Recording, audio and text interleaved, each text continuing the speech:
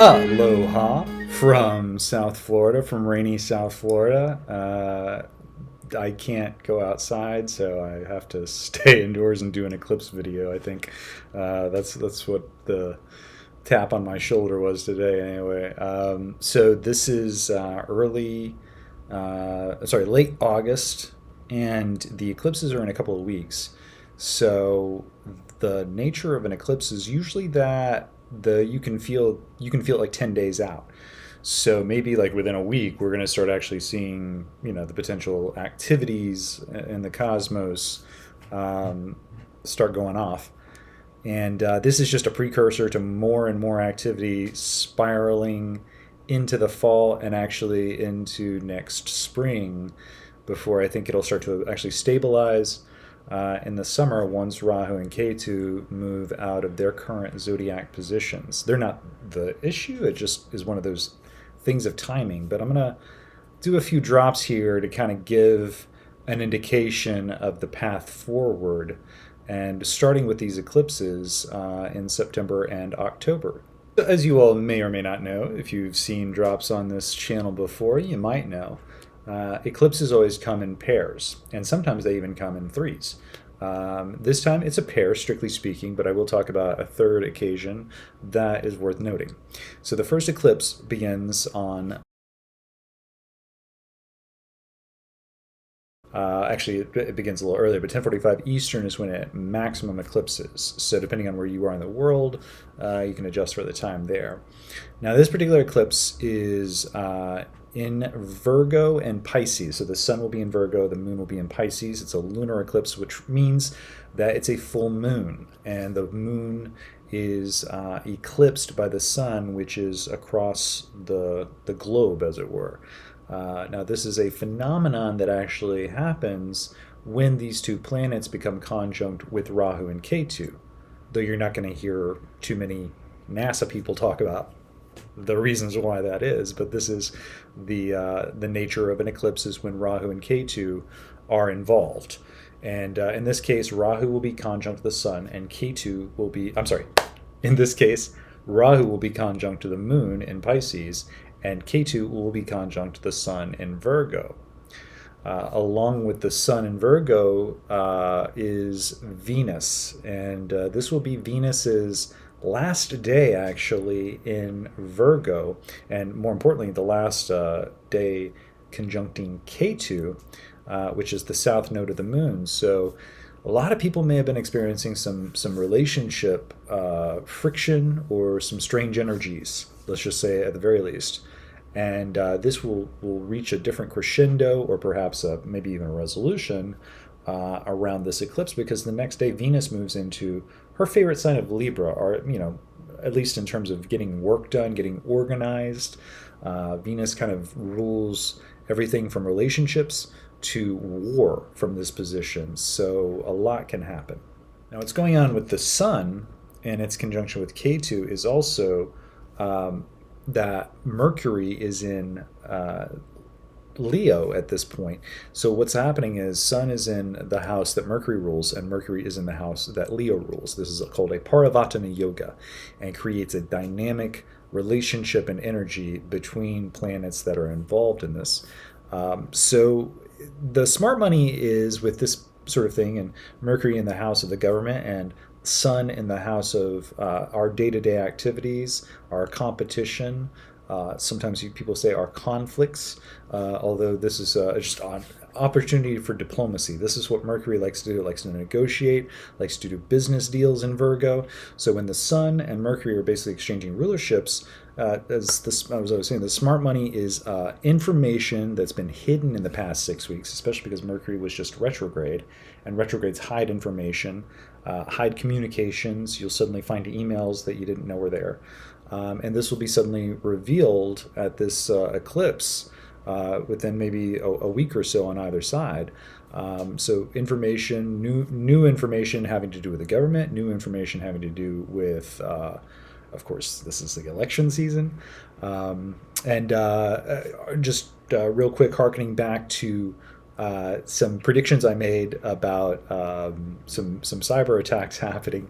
Uh, I'll be the first to admit it's not going out on a limb because there had already been some cyber attacks happening on like Social Security or whatever, but they continued to happen. And during that prediction week, including Florida's own election, I think got hacked.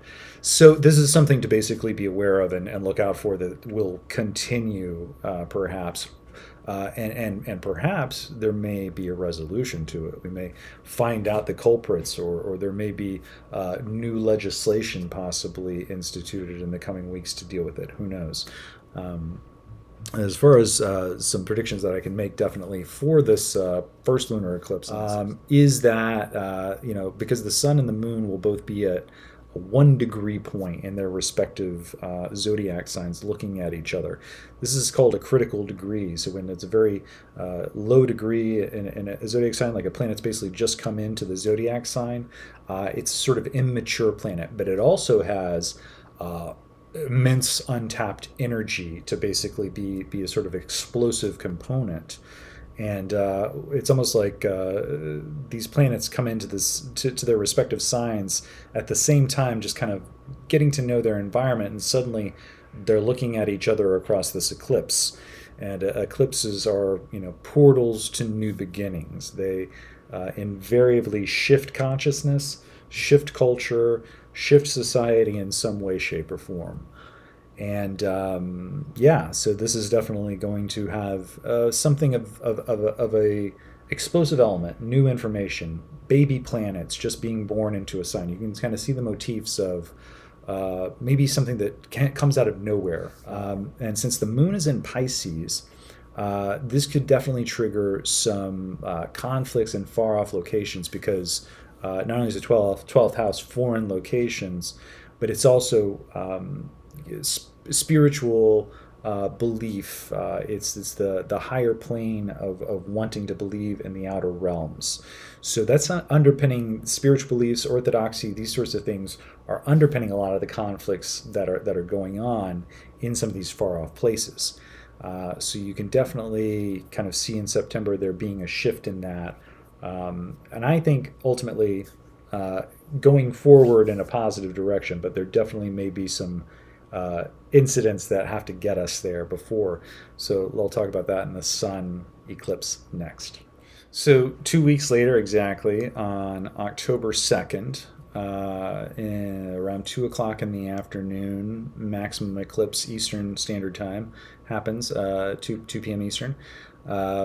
So what happens with the solar eclipse is a new moon, basically. So after the sun eclipses the full moon, the moon takes its turn and comes into the zodiac sign of Virgo, where the sun is sitting there with K2, the south node of the moon, which is our karmic past, and a lot of stuff that we have accomplished in past lives that we're still maybe dragging around and have to deal with.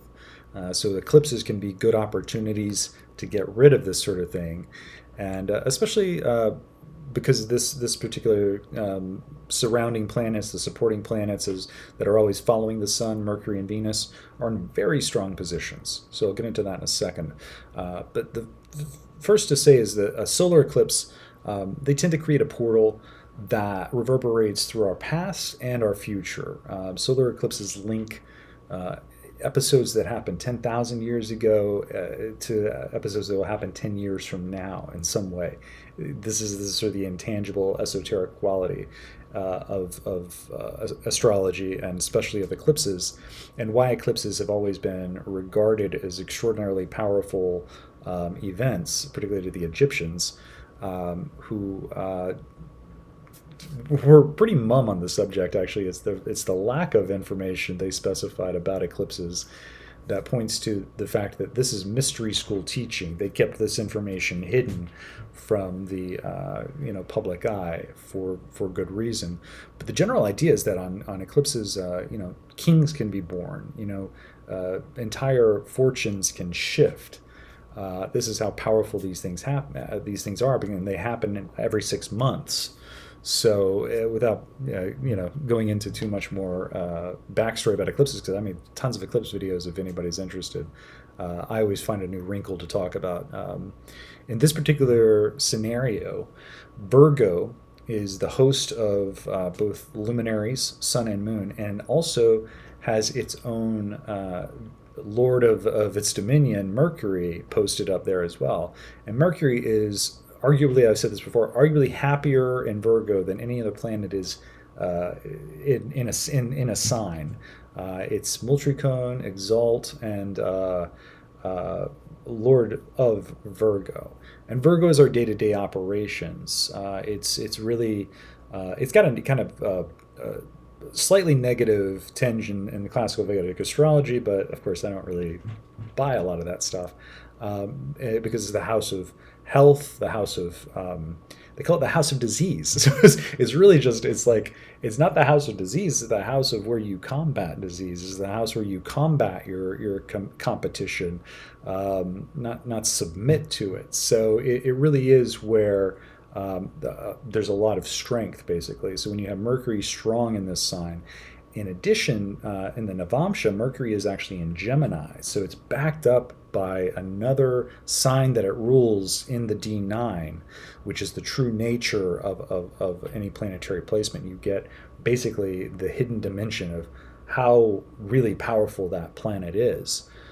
So not only is it powerful in the actual transit, but the D9 backs it up with Gemini, which is the house of media and communications. So here, what I can kind of prognosticate on, based on a couple of things that have actually already happened, and I'll say that first. Or actually, I'll say that basically in the coming year, we're going to see a lot of changes in the communications sector. And this is everything from social media to business communications to advertising. And some of the things that have already started happening that are going to open the door for that. Examples are the megalith monolith. Sorry, the monolith. A megalith is a structure. The monolith, the giant known as Ugal, with a G at the front. They have been accused of having a monopoly. You wouldn't guess, right? And so who knows what's going to happen with this. Additionally, there's this maybe a little bit more arcane information, but basically there's organizations that have been in charge of advertising who gets to basically be get the advertising dollars from sponsors, and this particular institution has now dissolved. So you sort of see the foundations being laid for new stuff to be happening, especially because we're seeing massive censorship across the board. You have the president of Telegram being arrested, threats of countries basically censoring free speech all over the world. In England, you can be arrested for a bad meme. So we're really at a crossroads here, and these eclipses are going to tell the tale of the tape going forward. We're going to see some little pockets of explosion to basically give us some markers of what is ahead. One other date that you might want to note is October 16th. When the sun and moon, it's the full moon after the solar eclipse, will be once again looking at each other from Virgo to Pisces, but there won't actually be an eclipse because they won't have a direct sight line, be it at an exact degree point, looking at each other. What's going to happen is the sun's actually going to move into Libra before that can happen, and this is in itself just going to be a major shift of energy, because the sun is going to move into its Nietzsche position, which I've talked a lot about in the past couple of drops. This is the point of declination in the ecliptic, where planets begin to become lower in the horizon to our visibility, and has all kinds of astrological implications in our ancient history.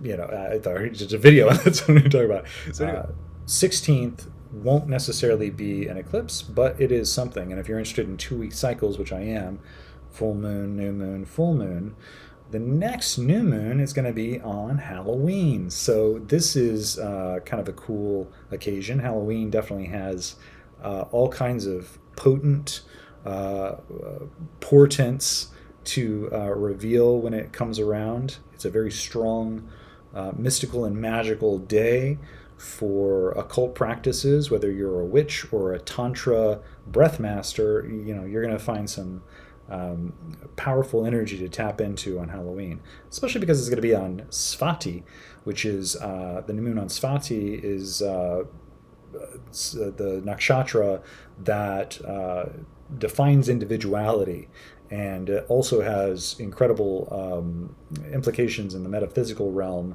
having to do with reincarnation. So, and all that being said, this is going to be a boom, boom, boom, boom, boom, going in 2-week increments all the way up to Halloween. And then if you know what happens next, it's the first week of November. There's a rather important event happening that week that's sure to change the course of history. So, no big deal. See you guys in the next drop.